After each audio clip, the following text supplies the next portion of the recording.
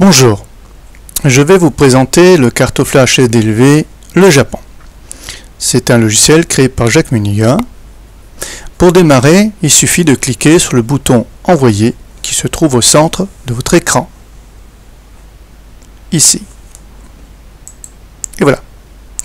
Après avoir cliqué sur le bouton Envoyer, vous avez un écran avec 3 cartes, une au centre plus grande et 2 petites à droite, respectivement en haut et en bas.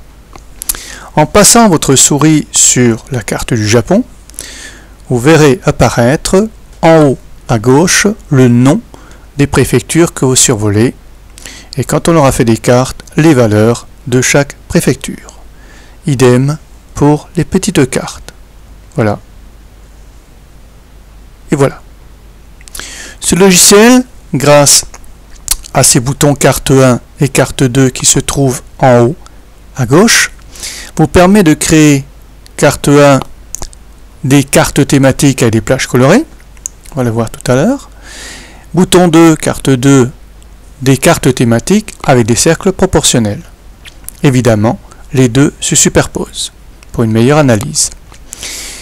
Mais ce logiciel vous permet aussi, sur la droite vous avez 2 boutons, de dessiner.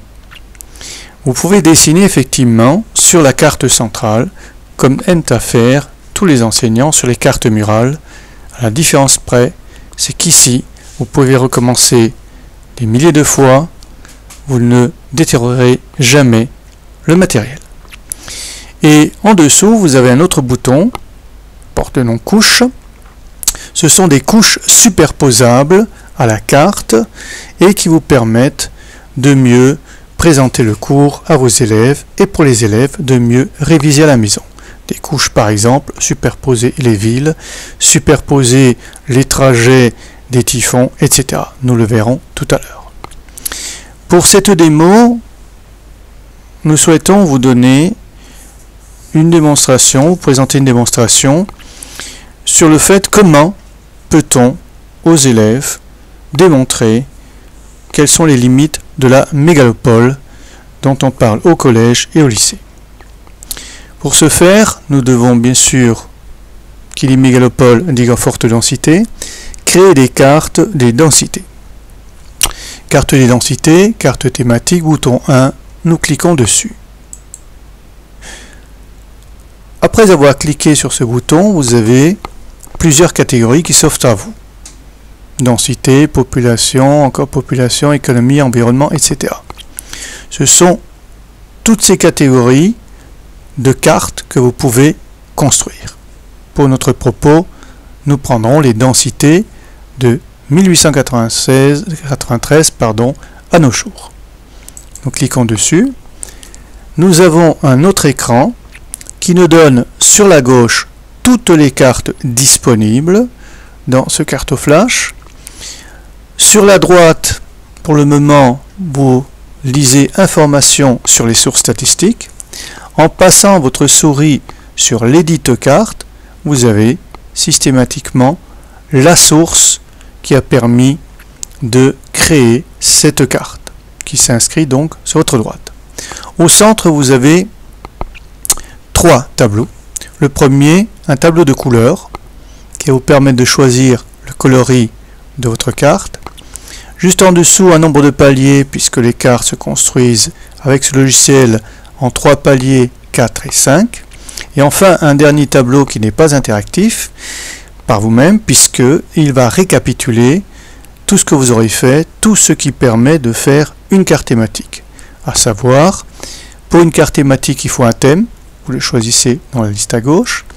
Il faut choisir un coloris, vous le choisissez dans le tableau en haut. Et vous choisissez un nombre de paliers. Alors les paliers 5, c'est pour des analyses très fines, et les paliers 3, c'est plutôt pour les élèves qui veulent reproduire par la suite le résultat de la carte sur leur croquis. 3 paliers donnent effectivement le fort, le moyen et le faible. Ce sont 3 couleurs qu'on peut facilement utiliser et qui sont déterminants pour créer des croquis. Revenons-en à notre propos. Nous avons des densités qui s'échelonnent de 1893 à 2010, avec les variations qui ont été calculées. Voyons déjà en 1893 où en étaient les densités japonaises. Je clique sur le thème. À côté du mot un thème, il y a marqué fait. S'agissant de densité, nous allons prendre un dégradé de rouge. Un coloris, c'est fait.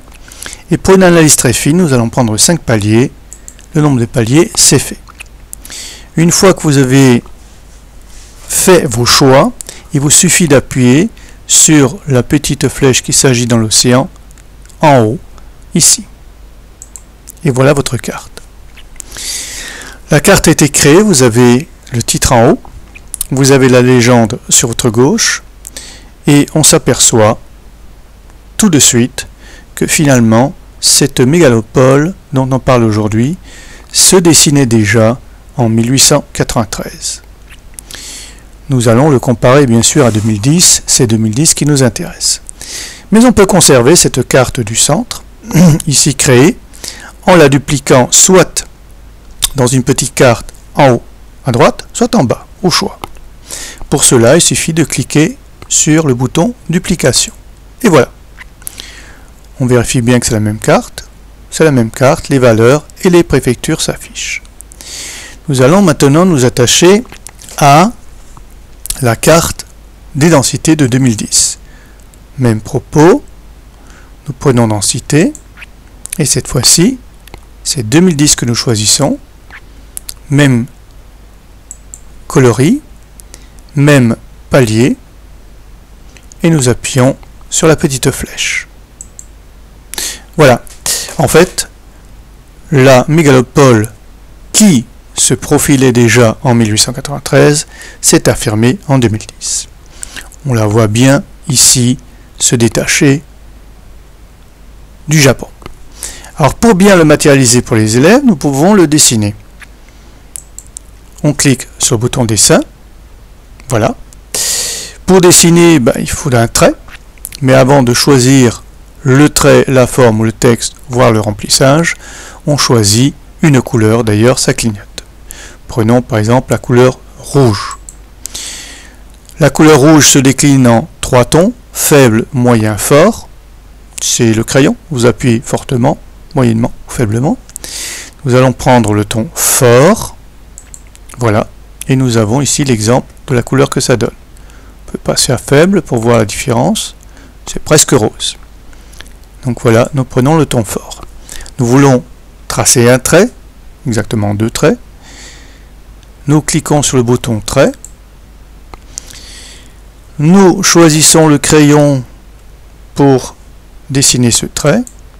Et nous avons même une épaisseur du trait que l'on peut régler. On va la régler à 5. Donc voilà, cette mégalopole peut globalement se matérialiser par ce trait. Voilà.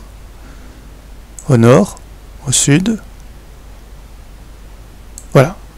Nous avons là bien la mégalopole. Comment les élèves peuvent le redessiner sur la carte qu'ils auraient téléchargée? Bien, tout simplement en cliquant sur le bouton des carreaux de cahier. Avec les carreaux de cahier peuvent se repérer. On peut même aller plus loin et leur faire reproduire cette mégalopole sur des contours schématiques. Voilà. On peut même aller plus loin et en faire un petit schéma en cliquant sur le bouton ci-dessus. Voilà. Vous avez un schéma rapide de la délimitation de la mégalopole au Japon. Effaçons ceci.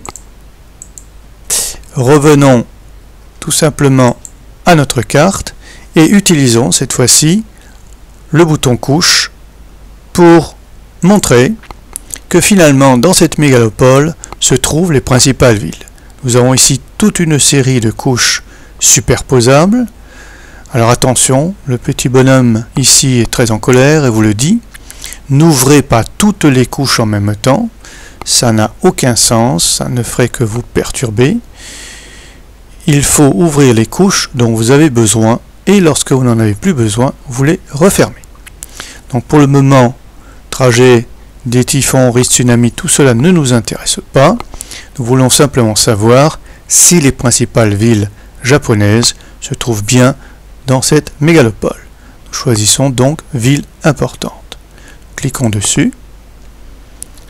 Nous refermons cet écran et nous avons bien la mégalopole avec les principales villes qui s'y trouvent. Nous pouvons revenir bien sûr au trait que nous avions tracé.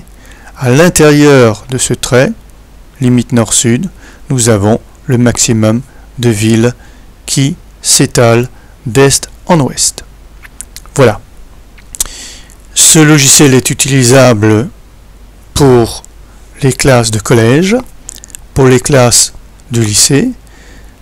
Il a été également prévu qu'il pouvait être utilisé à bon escient en classe de seconde, notamment pour les risques, puisqu'il y a de nombreuses cartes sur les risques au Japon.